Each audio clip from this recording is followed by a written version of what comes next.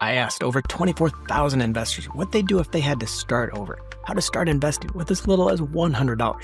What I got was decades of investing experience, and even with 20 years investing my own money and more than a decade as a professional analyst, these top answers made me rethink how I'm investing.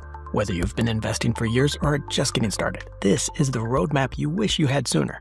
Over and over, investors told me how their biggest fears with investing kept them from putting their money to work, along with the lessons they wished they knew before getting started. And I put it all together into a blueprint that is going to make your money work for you.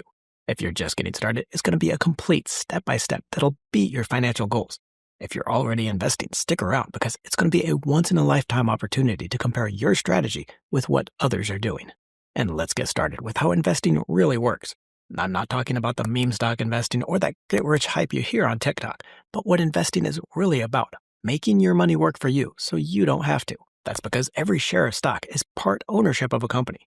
For example, there are 14.9 billion shares of Apple, and each one is an equal ownership of a piece of the company's profits. As those profits increase over time, investors are willing to pay more for the shares, and that price increases, making you richer, along with the cash payment when Apple pays parts of those profits out as a dividend. And to show you how amazing this simple idea can be, Walt Disney referred to his housekeeper, Thelma Howard, as the real-life Mary Poppins. Howard moved to California when she was just 17 and started taking cleaning jobs.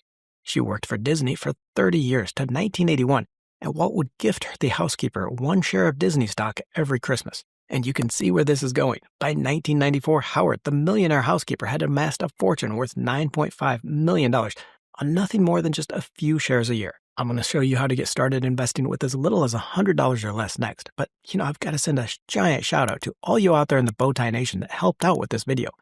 I asked over 24,000 investors in the community about their first investments, their biggest fears, and what they've learned. Over 3 weeks, 2 surveys, and 2 polls, they gave me decades worth of investing experience, revealing a step-by-step to investing that I'm going to share with you throughout this video. In fact, throughout the video, I'm going to be highlighting the top answers to some of those biggest questions in investing. And the first question I asked here, what is your biggest fear when it comes to investing? What is holding people back from making their money work for them and reaching those financial dreams? And by far, the biggest fear was losing money, and I get that. It's hard-earned and can disappear in an instant.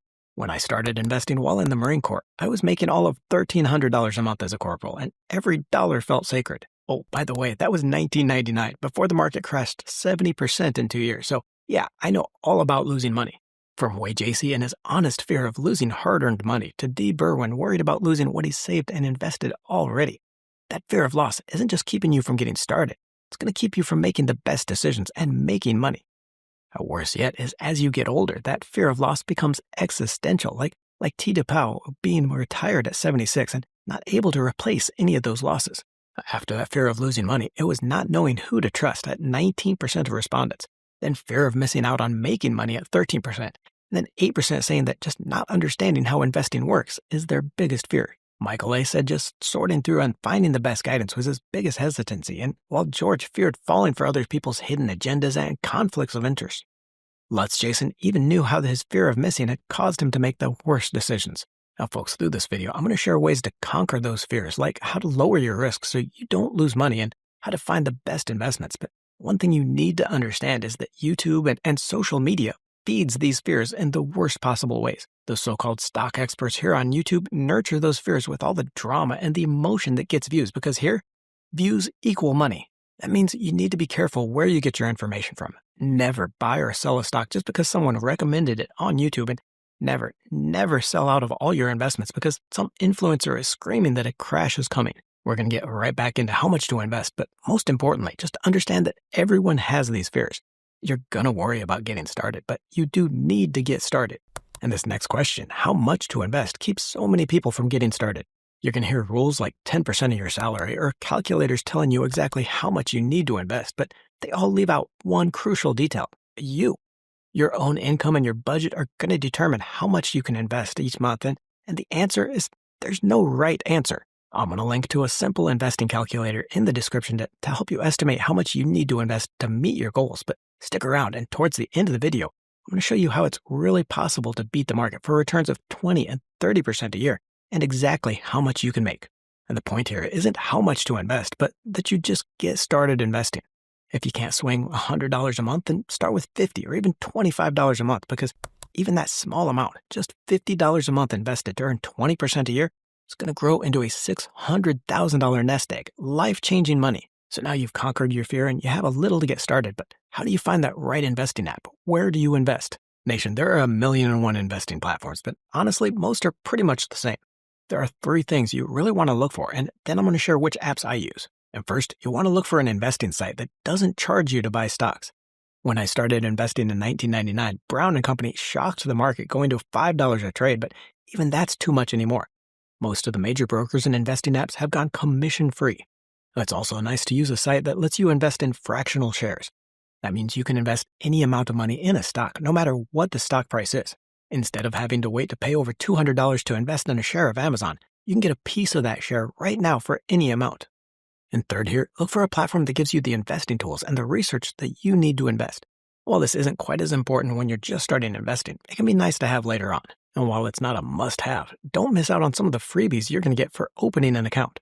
For example, one of the platforms I use, Webull, is offering a 2% cash bonus plus up to 8% interest on new accounts. Fund a new account with $2,000 or more and get up to $20,000 cash bonus, plus 4% interest rate boost on your cash and another 4% boost for 30 days. Now use Webull for the paper trading portfolio to test out ideas and strategies, plus the research available on the app. Look for that special invite link I'll leave in the description for your cash bonus.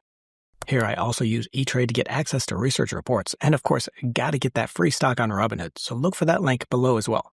I'm gonna guide you through your first investments next, but let's look at what others invested in, how it turned out, and the advice those other investors have for you. From loading up on stocks like Nvidia and SoundHound to swinging for the fences in crypto, investors got bold with their first $100.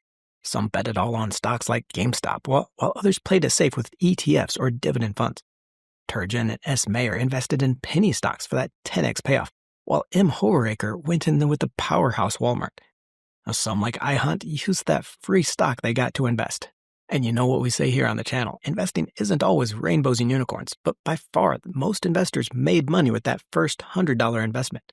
More than 2 in 3 investors made money, and remember, this is when they were just starting out, starting from scratch and immediately making money. But from that first investment, they started that transformation that would make them better investors to make even more money. By far, the biggest lessons were to have that patience, stick with the stock, and just keep investing a little at a time. But there were also some big surprises in here as well. iHunt pointed out the need to research and really digging into a sector or a group of stocks that you know. It's an important point that most investors never understand. One of my first lessons as an equity analyst was it's much better to focus on one group of stocks, like the tech sector. Learn everything you can about the group and use that knowledge to invest in the best, rather than trying to pick stocks from the thousands available. Apart from just that group of stocks that you know best, we use this advice from Spinnaker to invest broadly across ETFs, so you get that overall market return. Now I'm going to give you your first investing strategy next, one I use with my own portfolio. But folks, I know it's a lot to take in all at once. I've been investing for 20 plus years and have made it my career, and I'm still learning. To help you keep learning, I want to personally invite you to get the Weekly Bowtie, our free weekly newsletter with all the stock market news, strategies, and trends that you need to know. Each week before the market opens, I'll show you what I'm watching and the stocks that could highlight the week. It's all totally free, just something I like to do for all you out there in the community, so look for that sign up link below. I'm going to show you how to pick your first stock next, but more important than that, what you buy is the how you invest, and for that, I want to explain the core satellite strategy. Now, you out there in the nation are going to recognize that because it's how I manage my own portfolio. Using that core satellite strategy means investing 50 to 65% of your money across 3 or 5 ETFs, getting thousands of stocks and bonds all at once. With these, you always know you're going to get that market return. And that's the core part of your portfolio, and it's a great stress-free way to invest. Then, with the remaining 35 or 45% of your money, you invest in those individual stocks you really like, the ones we talk about here on the channel. You get the chance to pick stocks that are going to boost your portfolio, but the fact that it's only about a third of your money does some amazing things. And first, you're only investing in maybe 10 to 15 stocks, so you're not constantly chasing that next hot stock, spending hours of research on each. Also, because you've only got 3 or maybe 5% of your money in each individual stock and so much of your portfolio in those broad index funds, you don't have to worry about any one stock destroying your future. You're not losing sleep when one stock crashes and takes your dreams with it because you know you're still getting those market returns from those core index fund portion and growth in those other stocks. And we dig deep into the stock analysis here on the channel, but picking your first stock doesn't have to be that complicated. Here, you want to start with companies you know and the products you use every day. If that streaming service is something you can't live without, there's a good chance others feel that way too, and the company is going to continue to make money. Now, I'm going to share a link to a video on basic stock analysis later, how you can analyze any stock in 5 minutes or less, but a first step is just to make sure the sales or revenue and earnings are growing. For example, using free info on Yahoo Finance and going to the analyst estimates, we can see that NVIDIA is expected to grow sales by 53% this year to almost $200 billion and to increase its profit per share from $2.99 to $4.29 per share. And when you've found a stock you like, just start small. Invest part of your money each month in just 3 to 5 stocks at first, building your portfolio around the companies you really like. But before you go rushing out to buy your first stock, the Bowtie Nation has some hard-earned advice to make sure you get it right and make money. I asked the community what they would do differently and how they would invest their first $100 if they had to start over today. And by a long shot, the most common advice was to invest more and never sell. It's tempting to take that quick win on an investment and sell for a profit, but investing is a long-term game, making money as stocks go higher. Selling to make 20 times your money in shares of Amazon over the 10 years to 2012 sounds like an easy decision. But hold on, and you would have made 347 times your money, turning just $1,000 into $347,000. There was also some great big picture advice here, like maxing out your 401k and IRA each year, getting that tax-free money. Others suggested following the big trends into AI ETFs like the IGM and the AIQ. I love the mindset here by Dee Berwin. Don't worry about losing, that he's lost more money worrying not to invest. And oh yeah, the Bowtie Nation does rock.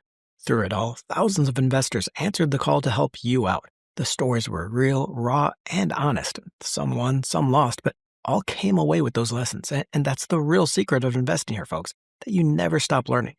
Each investment is a turning point to learn and make more money. These lessons prove that it's not about that first $100 or even the first 1,000. It's about the momentum you build to your first million.